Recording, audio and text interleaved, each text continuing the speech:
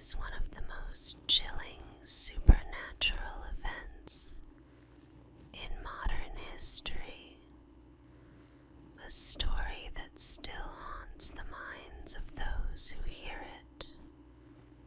In the late 1970s, between 1977 and 1979,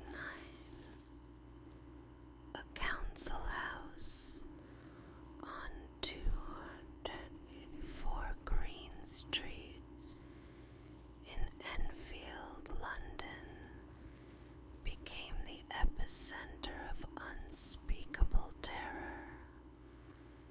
Two young sisters, ages 11 and 13, found themselves at the mercy of an unseen force, a malicious spirit that seemed hell-bent on tormenting them.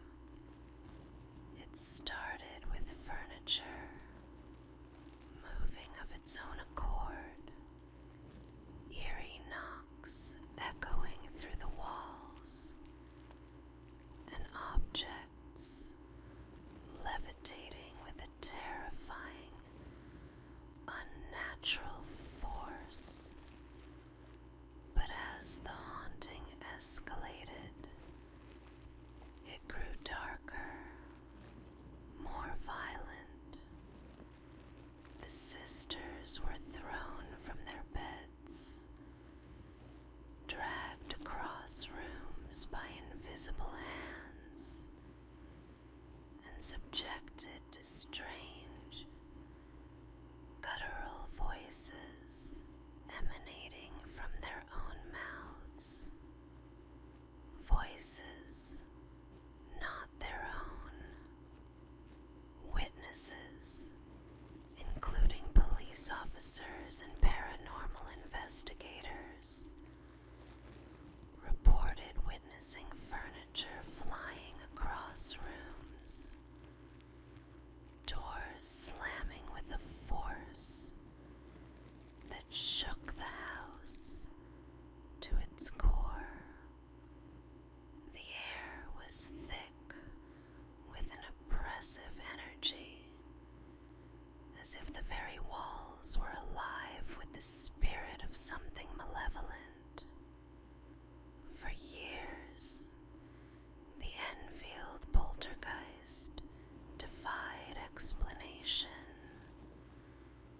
leaving those involved forever changed.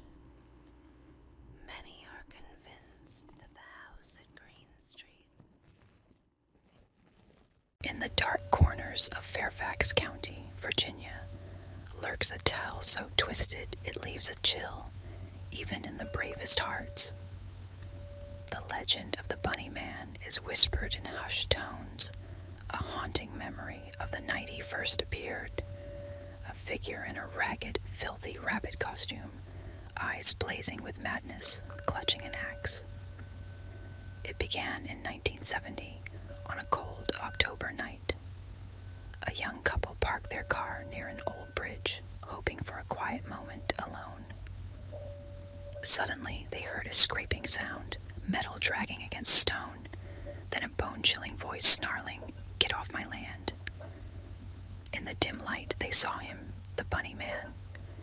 He lifted his axe high, and with a swift, furious swing, shattered their windshield.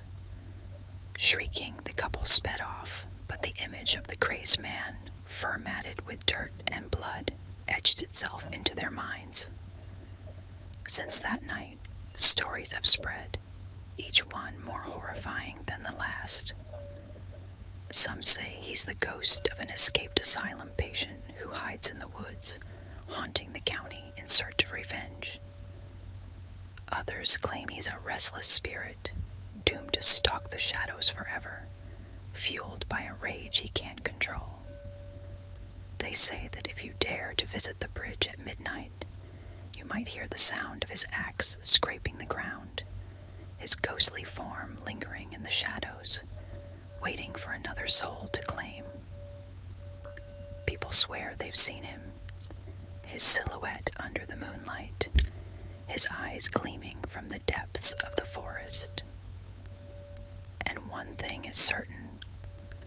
Once you see the bunny man, you'll never forget the sight of his axe, the echo of his growl, or the terror that will haunt your dreams.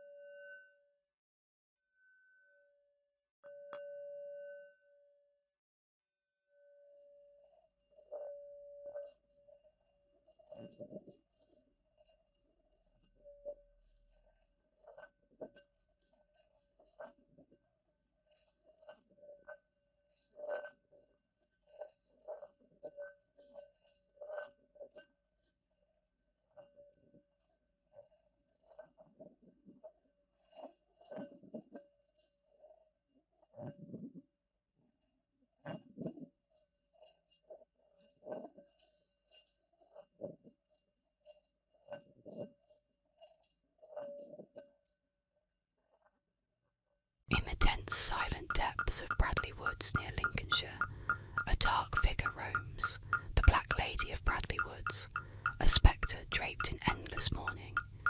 She appears at twilight, her form shrouded in a flowing black gown that seems to absorb the very light around her. Her face is pale and sorrowful, framed by a long, dark veil that hides her eyes, but reveals a silent, haunting grief etched across her ghostly features. Legend says she was once a young woman, a mother whose husband went off to war, leaving her and their infant alone. But one terrible night, soldiers stormed the village, stealing her child and leaving her desolate. Consumed by a profound, unyielding sorrow, she wandered into the woods, where her wails of despair echoed through the trees. Now, her restless spirit haunts the forest, forever searching for the child stolen from her, an eternity bound to her endless mourning. Those who have seen the Black Lady say she moves without sound, gliding over the forest floor, her black dress trailing like smoke. Her presence brings a chilling, bone-deep cold, and her mournful cries pierce the night, carrying a sadness so intense it leaves an ache in the hearts of all who hear it. Villagers warn against approaching her, for those who venture too close feel an icy hand grip their shoulder, a desperate, lingering hold, as though she's begging for help. Some believe that if you call out to her, she will turn to you, lifting her veil to reveal hollow, grief-stricken eyes that seem to draw you into her despair. Those who meet her gaze are said to be marked by sorrow, plagued by visions of loss and shadowed by misfortune.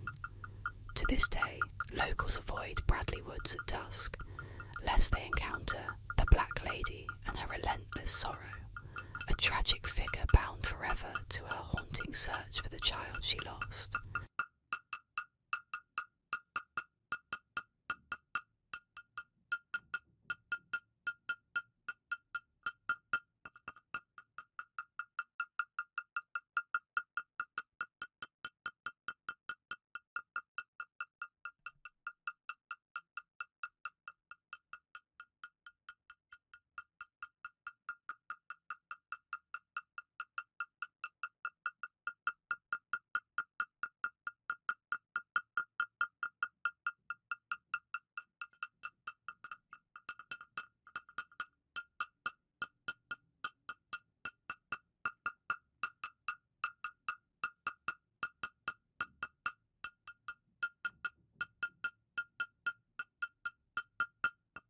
In the fog-laden town of Exeter, Rhode Island, the terrifying tale of Mercy Brown still lingers, casting shadows over history.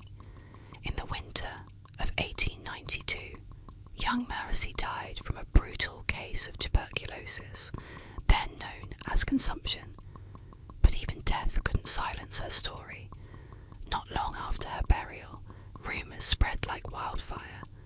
Her family too was falling mysteriously ill, wasting away as though something sinister was siphoning the life from them.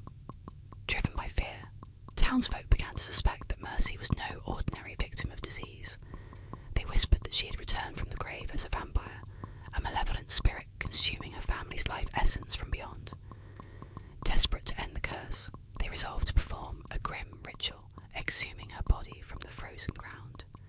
When they opened her coffin, they found her shockingly well preserved, her skin pale but intact, her nails and hair seemingly grown, and her heart still containing fresh blood. Panic gripped them. They believed she was feeding, her undead spirit reaching from the grave.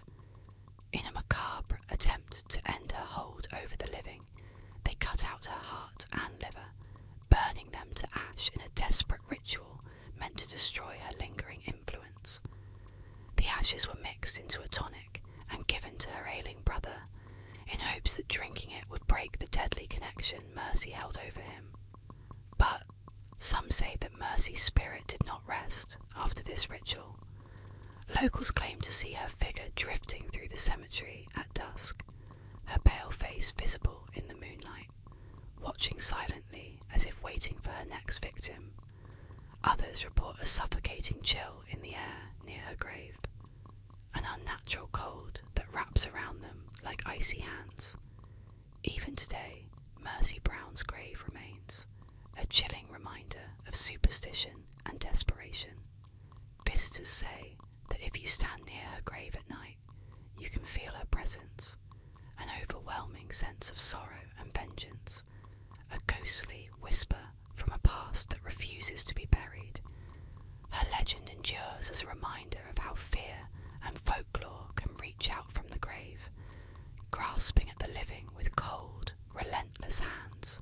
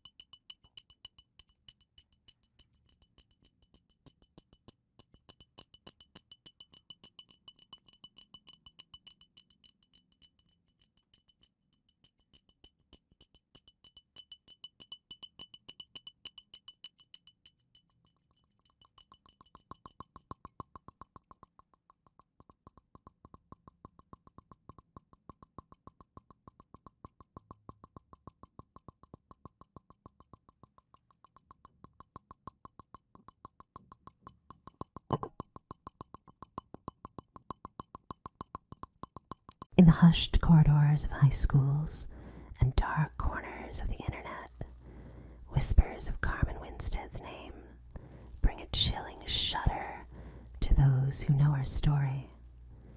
Carmen was just 16 when her life ended in one of the cruelest ways imaginable, a life stolen by her so-called friends and left to fester in the shadows of a sewer drain. One cold gray afternoon, Carmen's classmates cornered her by an old sewer. Teasing turned into shoving, and a sudden push sent her tumbling into the darkness below. The fall was brutal. She landed neck first on the cold, damp concrete, her final scream swallowed by the depths of the sewer. Her friends, faces pale with shock, ran, never confessing what they'd done. They claimed it was an accident, just a prank gone wrong. But the truth was much darker. Now, they say Carmen's spirit wanders, restless and vengeful, seeking justice for the betrayal she suffered. Those who receive her story in a chain message are warned. If you don't spread this tale, Carmen will come for you, and many who ignore the warning pay a terrible price. There are chilling accounts of those who laughed off the message, only to be found later with twisted necks, faces frozen in terror. Just like Carmen's last moments, some claim to have seen her, a shadowy figure lurking in the dim glow of streetlights, her eyes wide, cold and empty, staring as if from beyond the grave. Others swear they've heard her whisper, a faint ghostly voice saying, "I'm still here." So, when you read Carmen Winstead's story, remember, she's waiting, somewhere beyond the veil, for those who ignore her tale. And if you choose not to share it, don't be surprised if you hear a sob fingers brush your neck, reminding you that Carmen has never really left.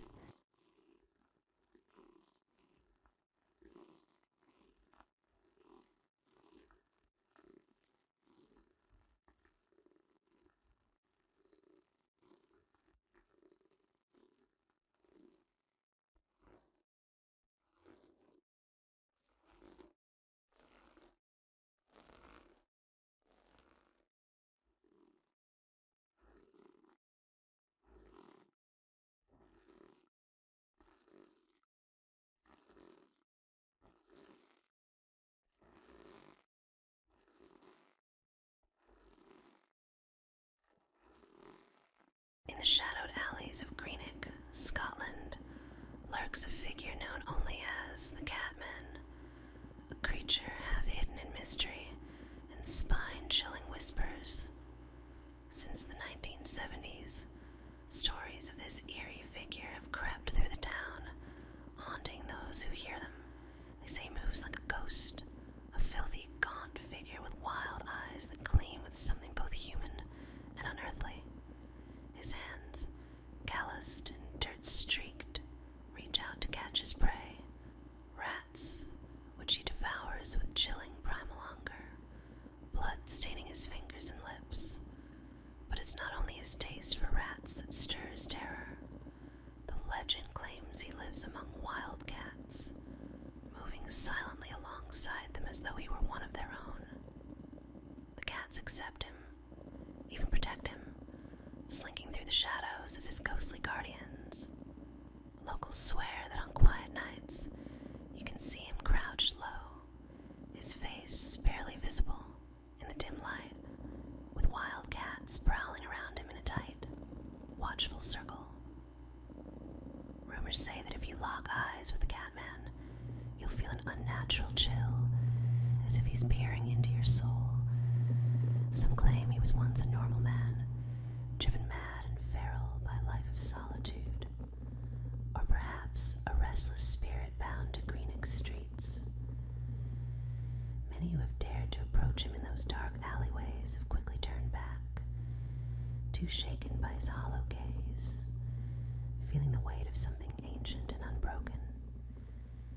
To this day, people pass the alleys of Greenock with hushed steps, casting wary glances into the darkness, knowing the Catman might be watching, his eyes glinting in the night, waiting, forever lingering in the shadows, more ghost than man, bound to the darkness alongside his feline companions.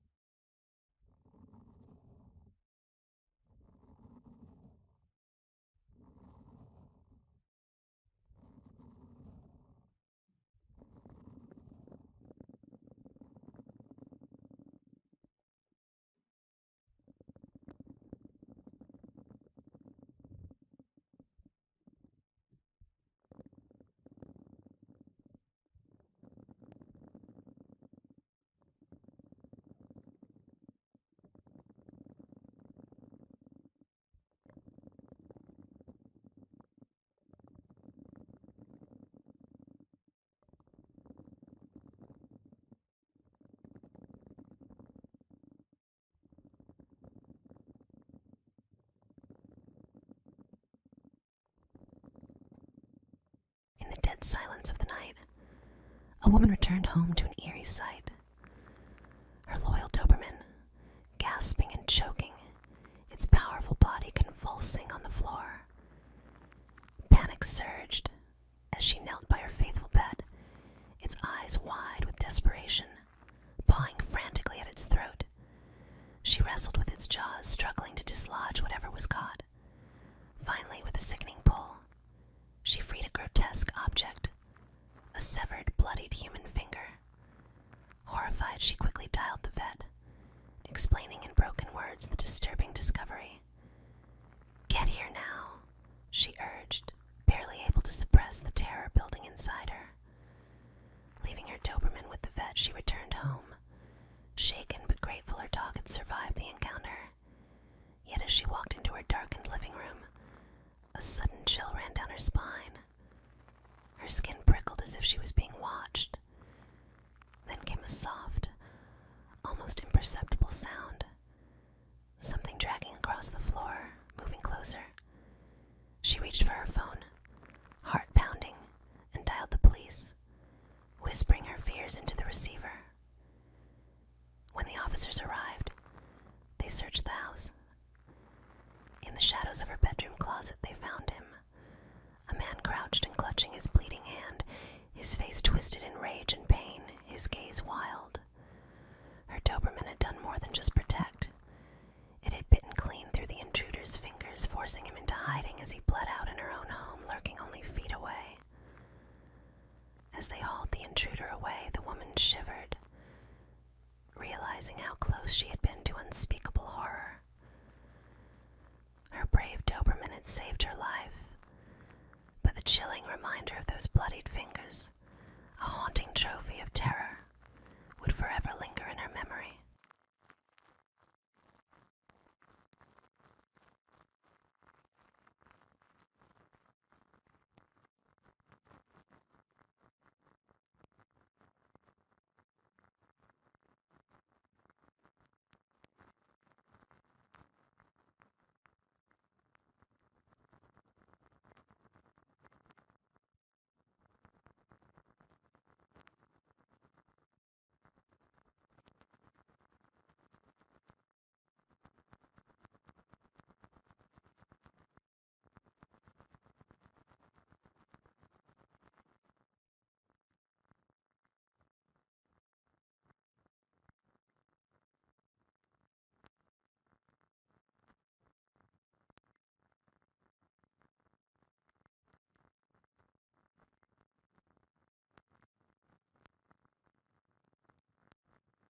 In the grim corridors of 1960s police stations, an eerie rumor began to spread.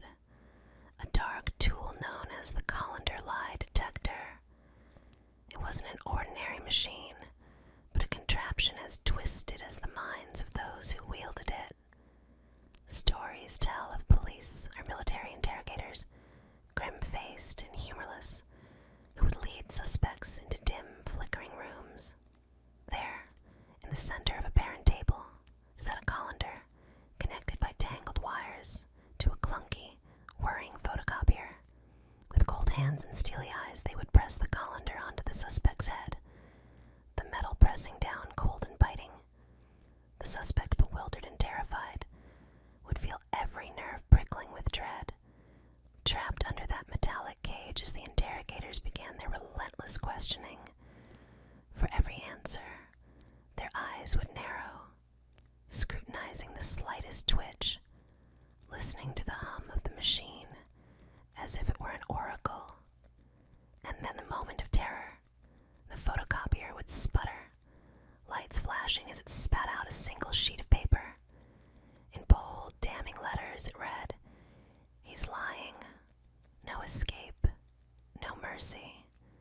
The suspect's denials would crumble under the weight of that simple, ominous phrase. Each lie printed like a final verdict, sealing their fate in ink. For hours the interrogation would continue, each piece of paper a silent accusation.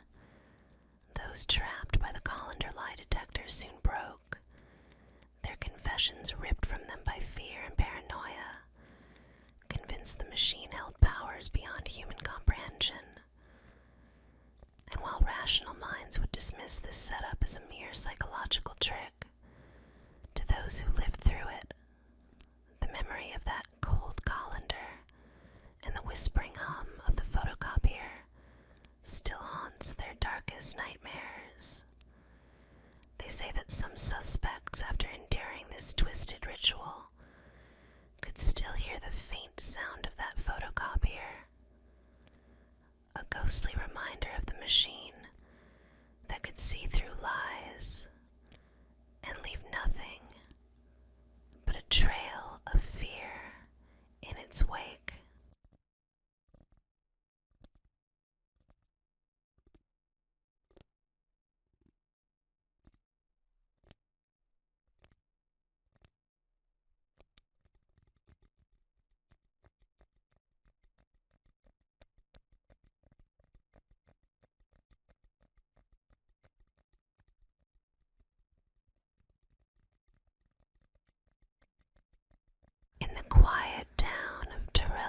boxes, whispers of a woman known as Clara Crane still echo through the streets.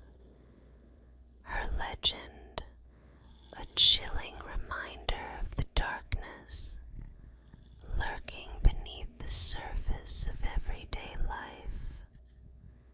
Clara, or as she's feared to be called, the Candy Lady, was once a sweet-faced woman, a stranger to no one, who always seemed to have a pocket full of treats for the children who dared to approach her. But her candy was no innocent delight. No, it was something far more sinister. It is said that Clara lured children into her grasp with the promise of sugary sweets, a gleam of kindness hiding the abyss of madness beneath her pale skin.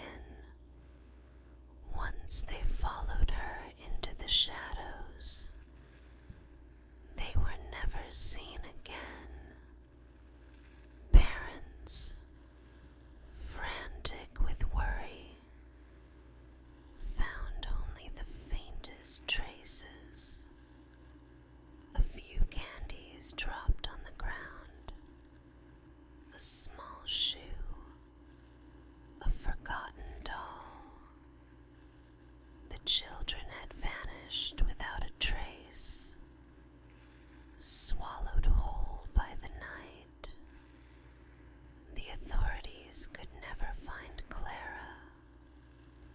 Some say she was the inspiration behind a real unsolved case of missing children in Durrell, where it was believed she kidnapped and then disappeared them into her twisted, hidden lair.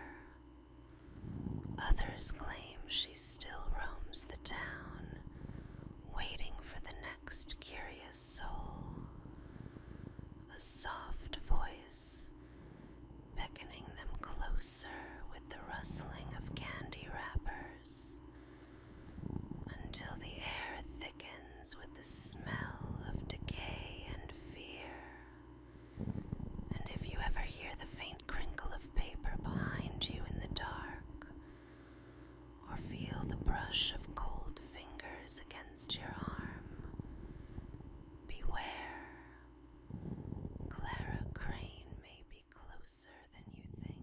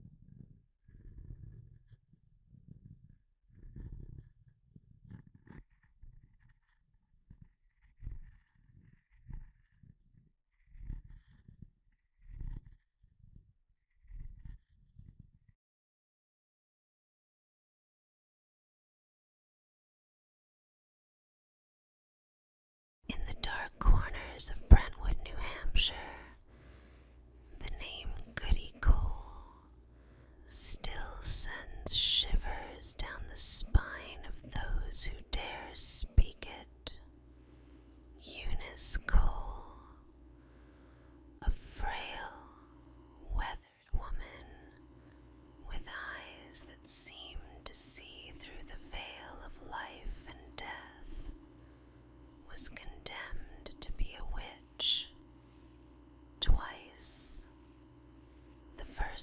accusation came in 1656, when the village suffered one tragedy after another. Crops withered, children fell ill, and livestock died in grotesque, unnatural ways. Whispers spread like wildfire. It was her, Goody Cole, they said. She was the one responsible for the misfortune that gripped their town. In 1673, the accusations resurfaced with a vengeance. Goody Cole was arrested once more, this time charged with witchcraft after the village saw another wave of disaster. Her name became a curse on every passing wind. People claimed she could curse the very earth beneath their feet. Her spells laced with malice and blood. No one truly knows what happened to Goody Cole. Some say she died in a dank, forgotten cell. Her spirit lingering in the fog that rolls over the town, waiting for the next to dare invoke her name. They say if you wander too far in the woods near Brentwood at night, you might feel her cold, dead gaze upon you. Her laughter echoing through the trees as she beckons you closer into her cursed, eternal grasp. In the dead of night, under the oppressive weight of the full moon, a sinister pastime thrives in the quiet corners of rural farms. A cruel, twisted game known as cow tipping. The legend speaks of young thrill seekers who, driven by a strange, dark hunger, stalk the unwitting cows as they sleep soundly in the fields. The cows, standing on their hooves, are completely unaware of the danger creeping toward them. Silently, the tipper approaches, each step measured, each breath held. Then, with a single violent shove, the massive creature topples. The thud of the cow crashing to the earth echoes through the still night, a shocking sound that shatters the quiet like a gunshot.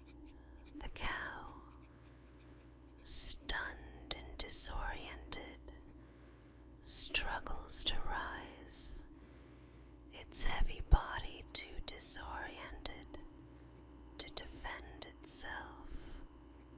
But it's not just the thrill of the topple that lingers. There's something deeply unsettling about the practice. Some say it awakens something ancient, a curse bound to the land. There are whispers in the shadows that those who partake in cow tipping may be marked presence that never leaves them, a watchful, unseen force that waits. Others say that the cows, though silent, are not as innocent as they appear. They have their own dark secrets, secrets they whisper to the night, seeking vengeance on those who dared disturb their rest.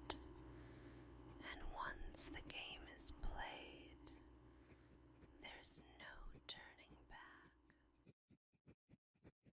In the dark corners of Latin America, where the night seems to swallow the very soul of the land, there lurks a creature born from the deepest shadows, El Cucuy. It is a monster of nightmares, a thing so vile and malevolent that even the bravest tremble at its name. A twisted ghost, it is said to feed on the fear of children, prowling the darkness like a predator waiting for its prey. El Cucuy comes in many forms, sometimes a shadowy figure with glowing eyes, sometimes a creature cloaked in tattered rags, its face hidden in darkness, but always it is the same, relentless, cruel, and hungry. The legend tells of children who refuse to sleep, who stray too far from the safety of their homes. These are the ones El Cucuy seeks, drawn by their defiance, their cries for help. Parents warn their children with the same chilling phrase: if you're not good, El Cucuy will come for you. And it is no empty threat. Those who disobey, who wander too far into the night, often vanish without a trace, their bodies never found. The air grows cold where El Cucuy treads, the silence broken only by the sound of distant, haunting footsteps. Beware, for if you hear the wind howl at night, and if the shadows seem to move with a life of their own, El Cucuy might be closer than you think, waiting, watching, and hungry.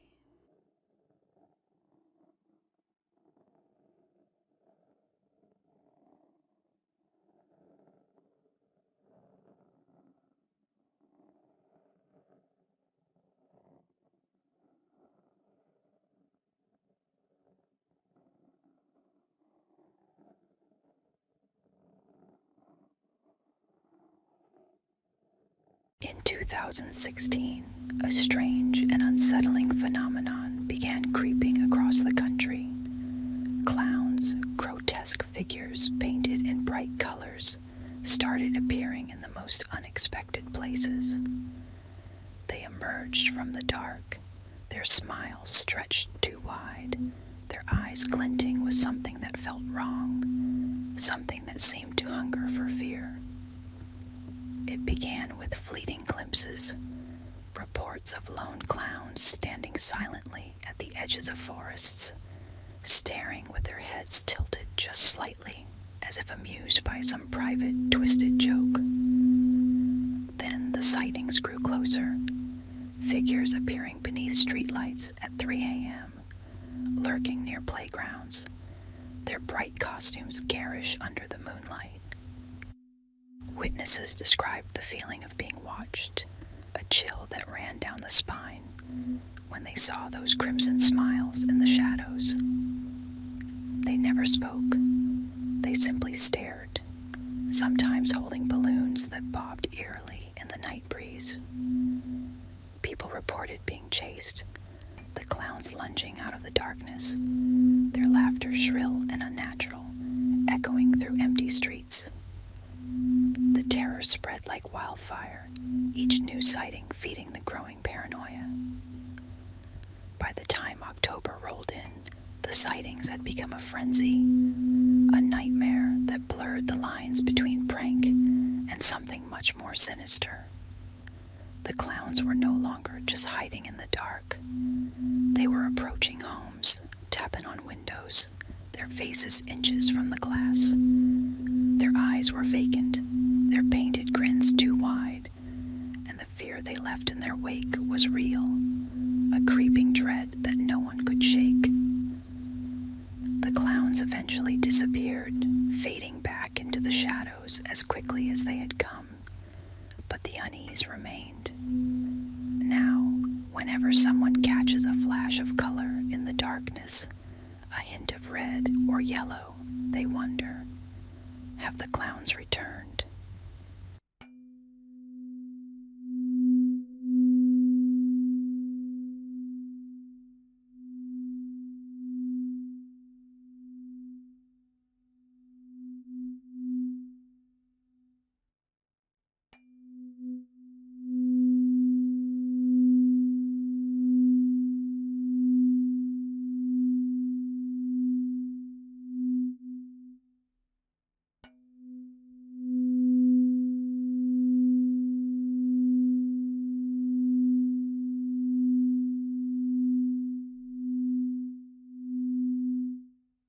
They say it happened on a calm, clear afternoon, an unsuspecting scuba diver plunging into the depths of a peaceful lake, unaware of the nightmare lurking above. As he drifted beneath the surface, an aerial water bomber, a monstrous helicopter carrying a massive bucket, descended over the lake, ready to scoop up gallons of water for the raging wildfire miles away. The diver never saw it coming. In a single moment, his tranquil underwater world turned into a chaotic torrent. The water bomber's bucket plunged down, capturing not only the lake's water, but also the diver, pulling him skyward with a force so brutal he was stripped of breath and bearings.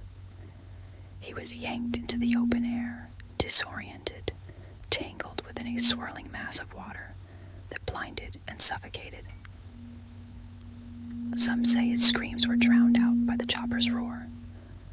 Carried for miles, helpless, he was finally dumped, along with the payload, over the inferno. Firefighters on the ground watched in horror as not just water, but a twisted figure fell from the sky, crashing onto the burning earth. A scuba diver in full gear, limbs contorted in a final futile attempt at escape. The myth has been debunked, dismissed as impossible, a dark tale born from the fevered imaginations of those looking for thrills. But those who fight fires in the wild will still glance up nervously when the bomber passes overhead, haunted by the thought of what might be lurking unseen in that churning mass of water, a fleeting echo of a nightmare that might just be real.